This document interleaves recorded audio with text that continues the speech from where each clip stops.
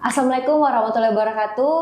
Halo guys, kembali lagi di podcast Indie Social Bar, ngobrol bareng bikin senang.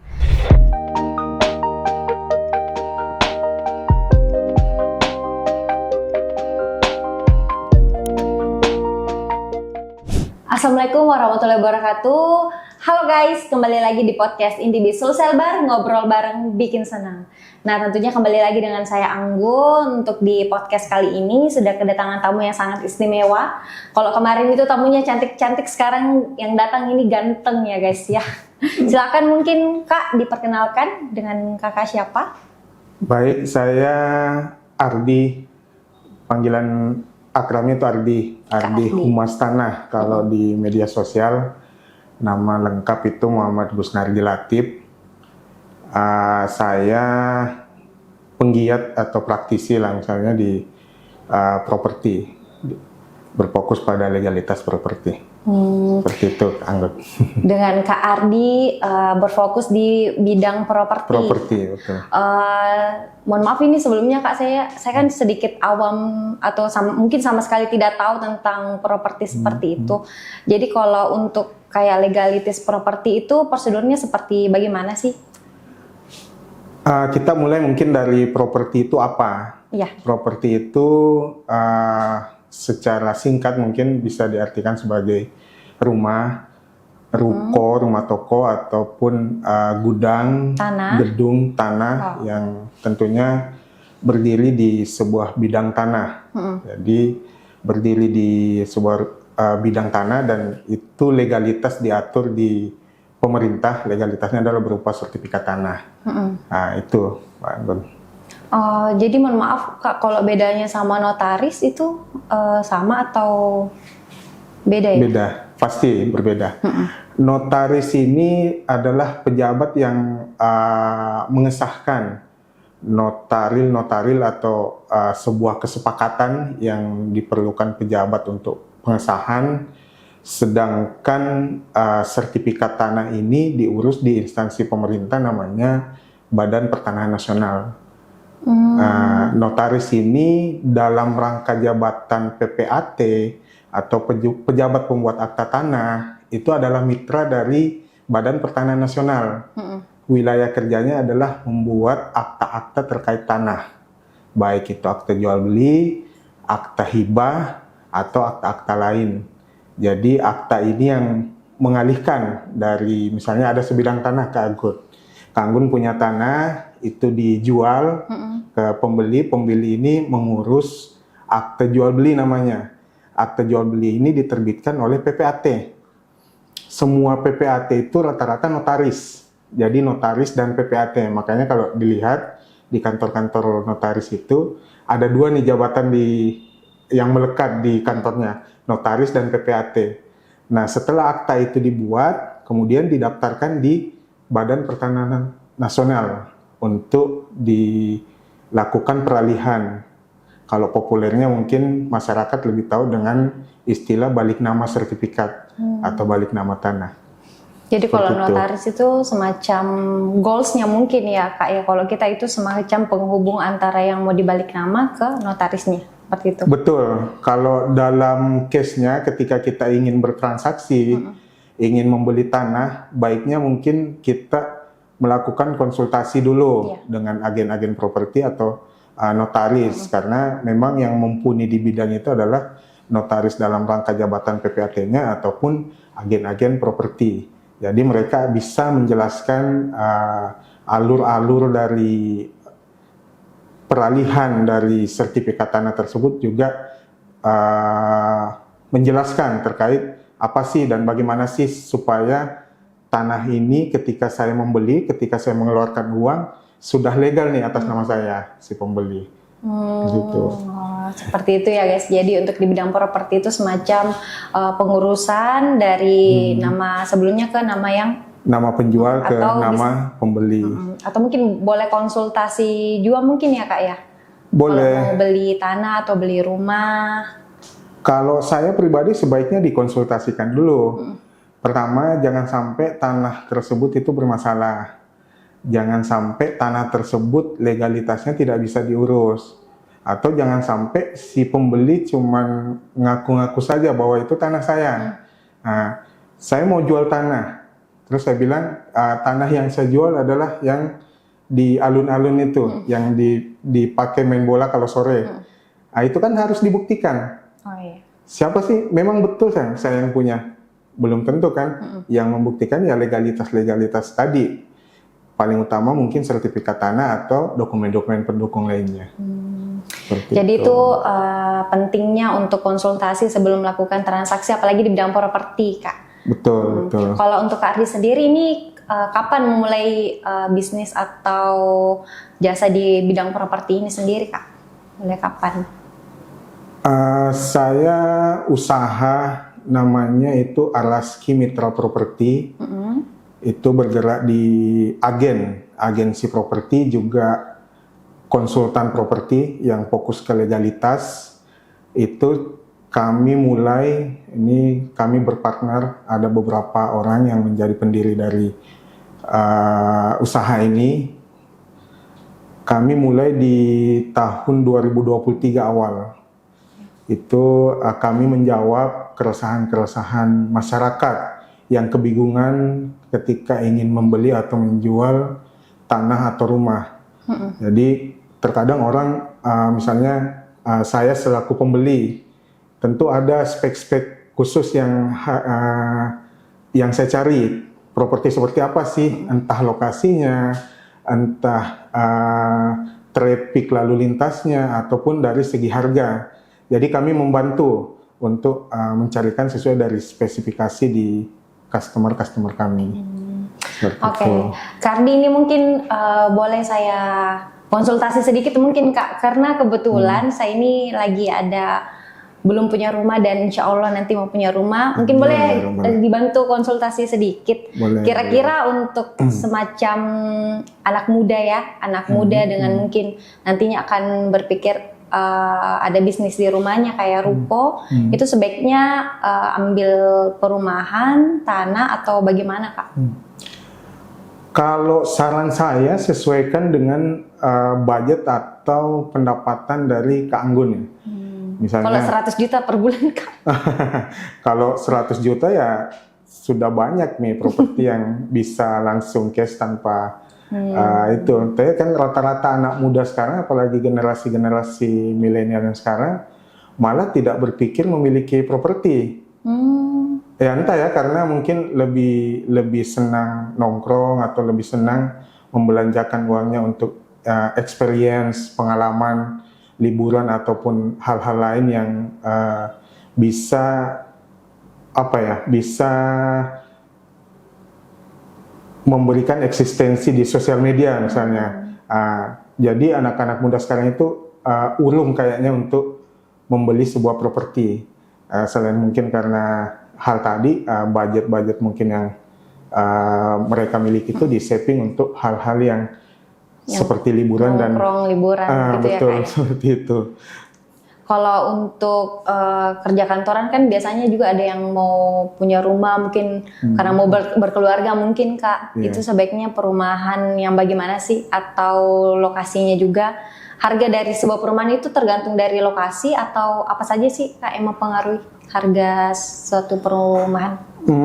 Lokasi, tentu pasti lokasi, tapi untuk pemerintah sendiri menetapkan bahwa tanah dan rumah yang paling murah untuk tahun ini itu 173 juta. Itu perumahan subsidi. Jadi kalau misalnya menemukan tanah dan bangunan yang di bawah dari harga itu lebih murah, artinya lebih murah. Kenapa lebih fokus ke rumah subsidi? Karena mudah nih, Kang Gun. Dengan budget 1 juta, dengan budget 5 juta, tapi rata-rata sih developer itu promo DP 1 juta sudah memiliki rumah. Jadi dengan uang 1 juta daripada beli tanah, dana 1 juta langsung rumah, langsung punya rumah dan langsung bisa tinggal dengan ruang tamu dan 2 kamar dan toilet atau WC.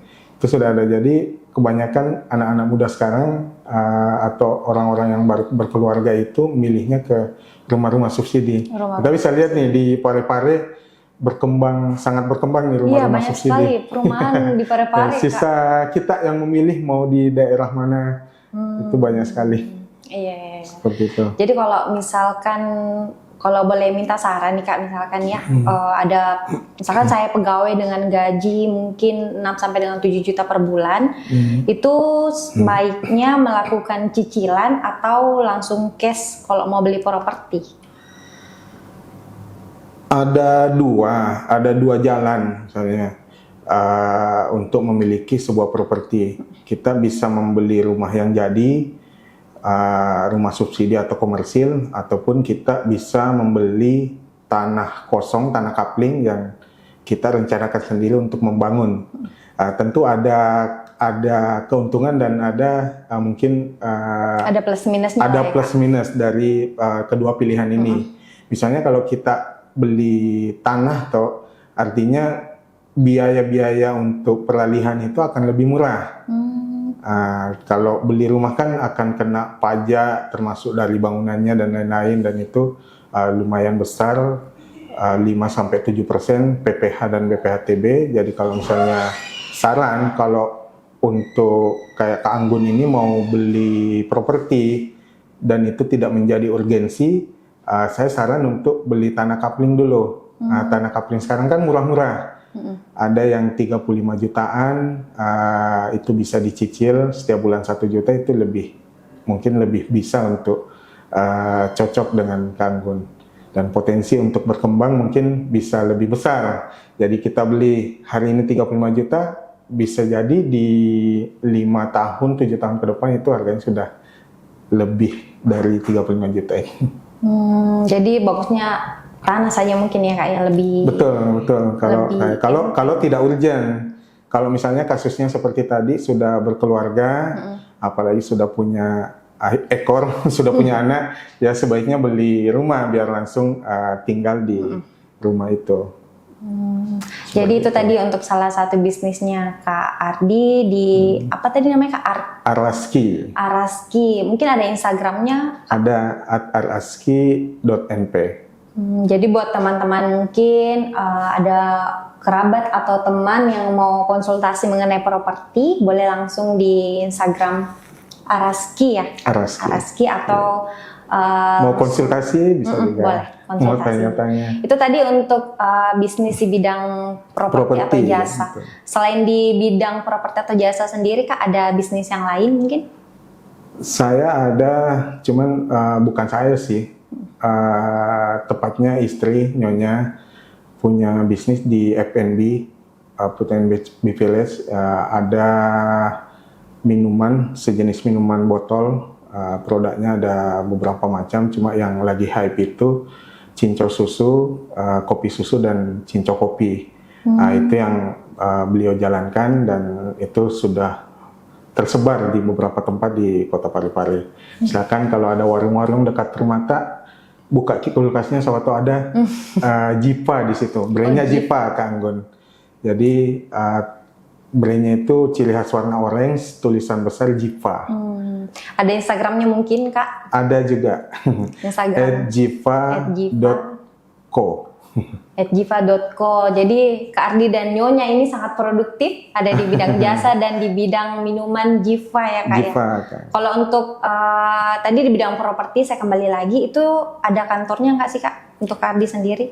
Ada. Untuk Araski, kita legalitasnya itu perseroan terbatas dan berkantor di Jalan Poros Utama, Perumahan Grand Sulawesi, Blok B 16. Nanti ada plan besar di situ, tulisannya Araski. Ada berapa karyawan Kak, kalau boleh tahu?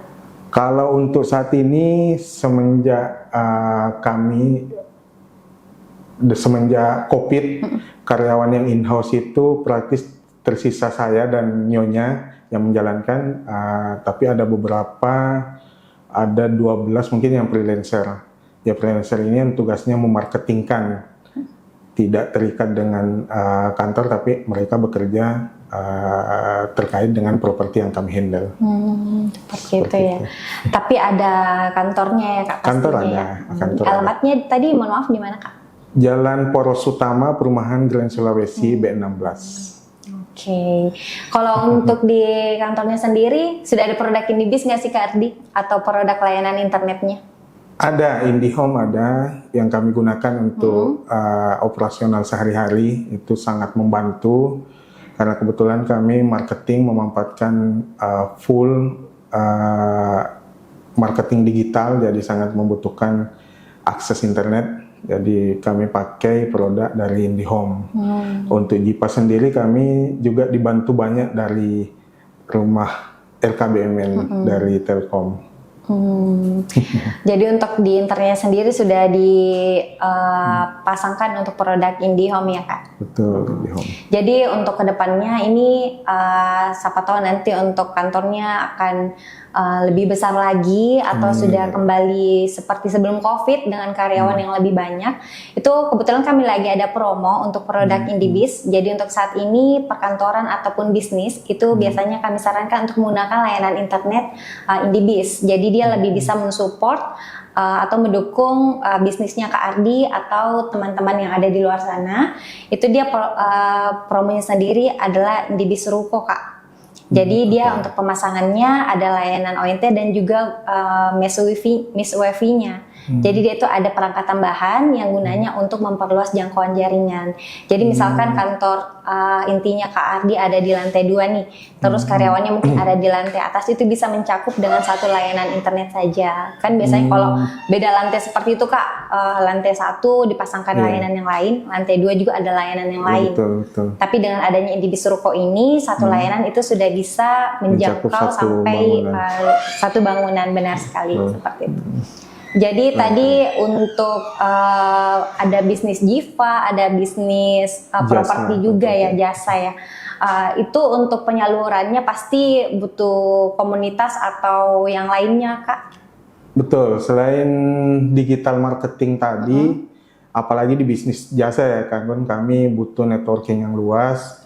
Jadi saya pribadi termasuk dengan istri, dengan Nyonya itu tergabung dalam sebuah komunitas. Pertama mungkin namanya Pesantren Bisnis Indonesia. Jadi ada sebuah komunitas yang berfokus pada spiritual. Kami tergabung di situ untuk membangun relasi, membangun networking. Yang lain mungkin ada kegiatan-kegiatan di organisasi seperti LMR, Rumah Makan Rakyat, juga di TDA, Komunitas Bisnis Tangan di Atas. Tuh. Jadi ya, komunitas memang sangat membantu ya Kak dalam proses sangat membantu karena di jasa ini kami butuh trust, dan teman-teman di komunitas ini yang menjadi kekuatan dari membangun trust itu. Ya. Jadi itu tadi ya guys ya, sedikit mungkin sebenarnya kalau di podcast ini saya kurang puas sih Kak kalau mau bertanya soal properti, karena jujurnya saya sama sekali tidak pernah tahu properti itu ternyata serumit itu, apalagi kalau mau pembelian juga ya Kak ya. Betul. Tapi dengan adanya konsultan seperti Kak Ardi ini bisa sangat membantu buat teman-teman mungkin yang masih bingung, atau mungkin ada keluarganya yang bingung juga mau melakukan pembelian rumah atau mau balik, justru mau jual rumahnya juga, bisa langsung tadi di Kak Ardi di Araskin ya. Araskin Indonesia. Araski Mitra Properti. Mitra Properti ya, atau langsung di Instagramnya yang tadi buat teman-teman. Kemudian kalau misalkan sambil bingung, kemudian mau konsultasi tapi haus juga, boleh langsung di Jiva. Itu bisnisnya Nyonyanya Kak Ardi teman-teman. Baik. Kak Ardi, terima kasih sekali untuk pengetahuannya. Nanti mungkin teman-teman boleh lanjut ke Kak Ardinya langsung di Instagram di bawah ini. Tentunya semoga apa yang disampaikan bisa menjadi manfaat dan juga pengetahuan yang baru lagi buat teman-teman. Buat saya juga khususnya Kak, saya baru tahu ternyata sesulit itu untuk beli properti. Nggak usah disulit-sulitkan Kak Anggun, pakai jasa konsultan saja. Iya, tentunya dengan jasa konsultan jadi lebih mudah, karena takutnya nanti ada penipuan atau ternyata tanahnya di akuisisi lagi sengketa atau seperti itu. Baik, mungkin itu saja dari podcast Indibis Social Bar, teman-teman. Kira-kira di podcast selanjutnya ada bintang tamu siapa lagi ya? Tetap saksikan di podcast Indibis Social Bar, ngobrol bareng bikin senang. Terima kasih Kak Ardi. Terima kasih Kak Anggun.